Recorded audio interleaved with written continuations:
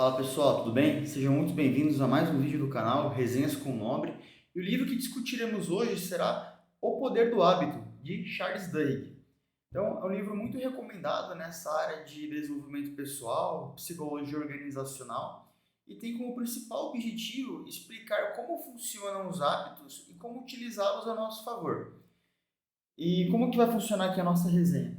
Inicialmente vamos falar um pouco sobre o autor, um pouco também sobre o contexto histórico da época, mesmo que seja uma época relativamente recente, de mais ou menos 11 anos atrás.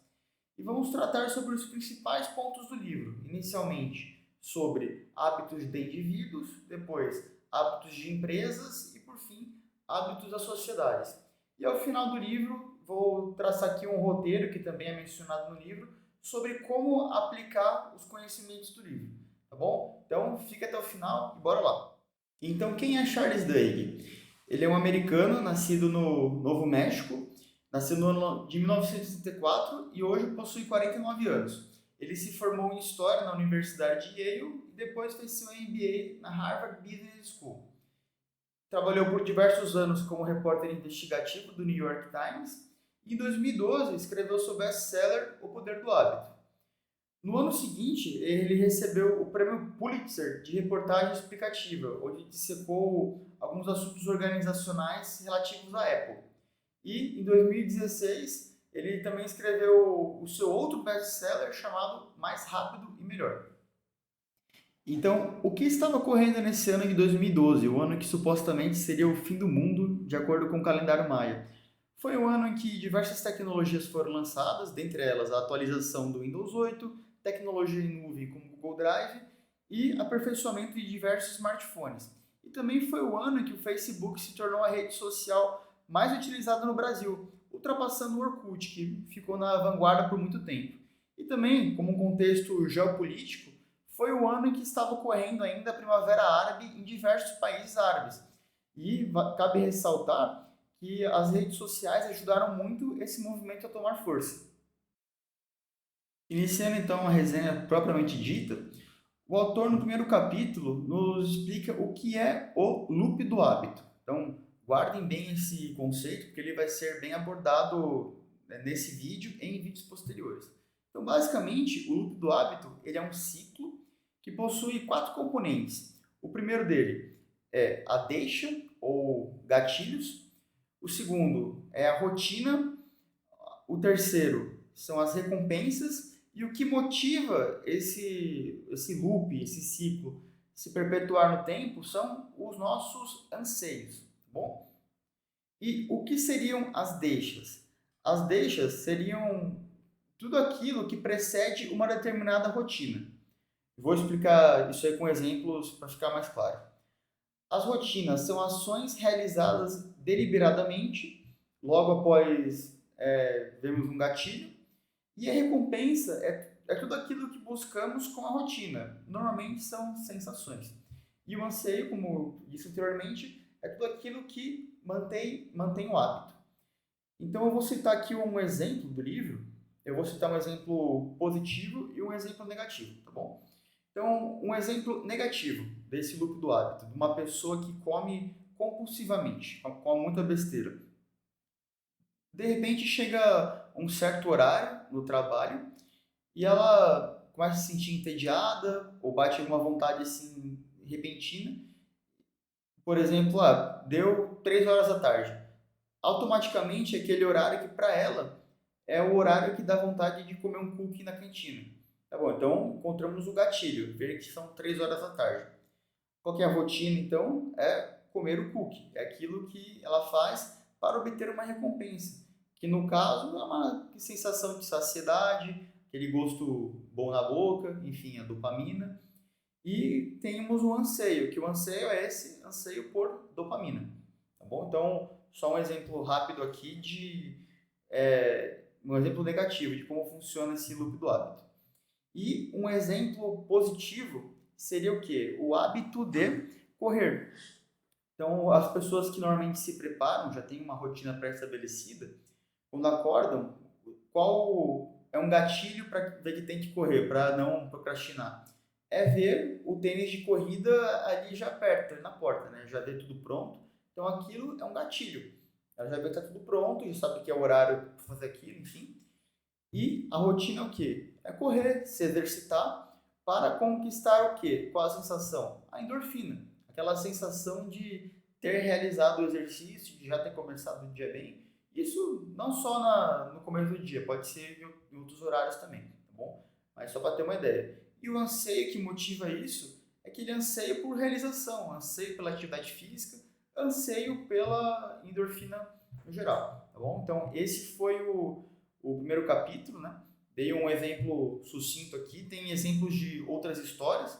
E um outro ponto importante que ele menciona nesse capítulo é que quando a gente entende como funcionam os hábitos, esses padrões que construímos muitas vezes inconscientemente, nós podemos utilizar a nosso favor. Nós podemos alterar esse padrão. Claro que isso requer muito esforço e disciplina. Mas basicamente como funciona esse processo? Nós temos aqui o loop do hábito e substituímos, né? Deixamos as deixas ou gatilhos do jeito que estão, as recompensas sabemos quais são e vamos mudar a rotina.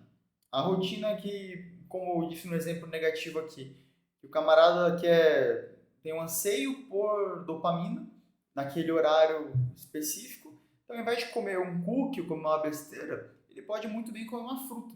Ele pode fazer outras coisas para ter aquela sensação, tá bom? E lembrando, pessoal, eu não vou aqui nesse vídeo explicar muita coisa no detalhe, tá? É mais para ter uma ideia do que é o livro e em vídeos posteriores eu vou tratar com mais profundidade, tá bom?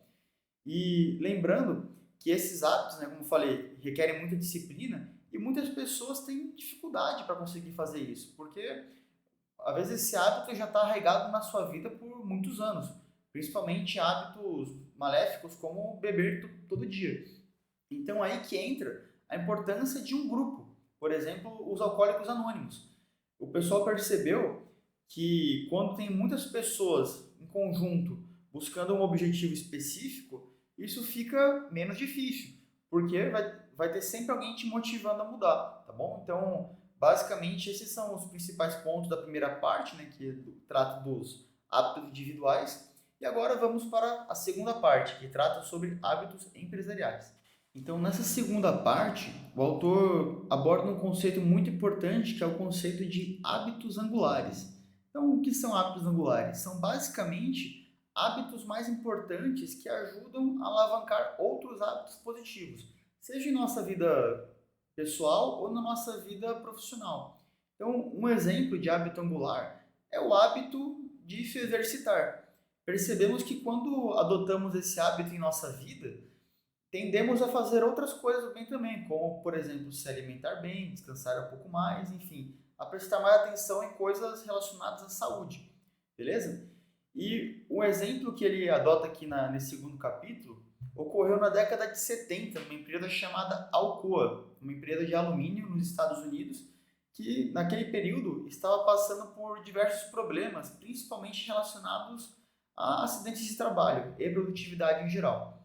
Foi então que um CEO novo foi contratado, chamado Paul O'Neill, trabalhou por muito tempo no governo dos Estados Unidos, e ele fez uma análise sumária da situação e em sua primeira reunião com os acionistas, quando foi dar aquela palestra inicial, todo mundo estava esperando que ele fosse tratar daqueles velhos assuntos corriqueiros, que vai melhorar a produtividade assim assado, as ações vão subir.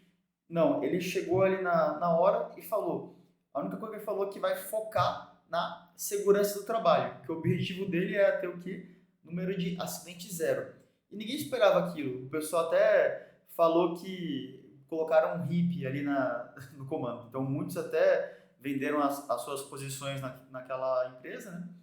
Mas o que aconteceu? O O'Neill, ele encontrou um hábito angular. E uma coisa que para todos era importante, seja para os funcionários, para a gerência, para o sindicato, era o quê? A segurança do trabalho. Ninguém queria que tivesse acidentes ali na produção. E muita gente falecia, muita gente perdia membros, ficava inválido.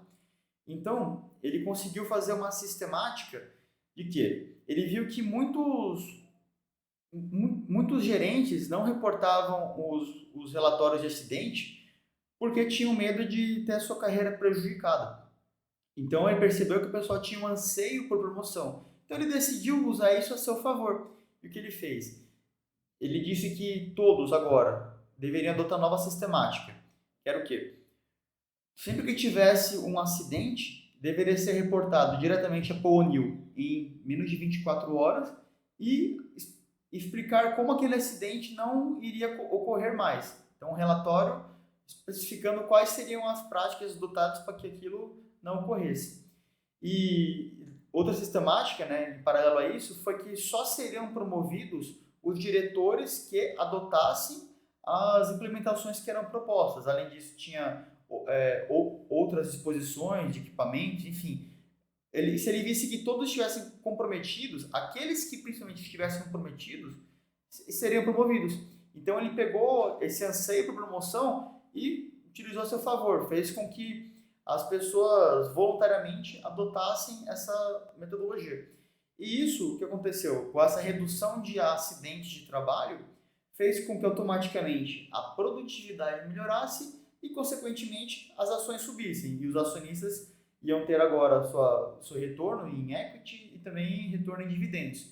Então percebemos aqui um exemplo de hábito angular aplicado nessa empresa, a Alcoa. E também, como é um assunto muito interessante, também faremos um vídeo sobre esse tema posteriormente. Então, agora vamos para o terceiro capítulo. Já na terceira parte do livro, o autor trata sobre hábitos de sociedades, como eles são formados, hábitos de grandes grupos.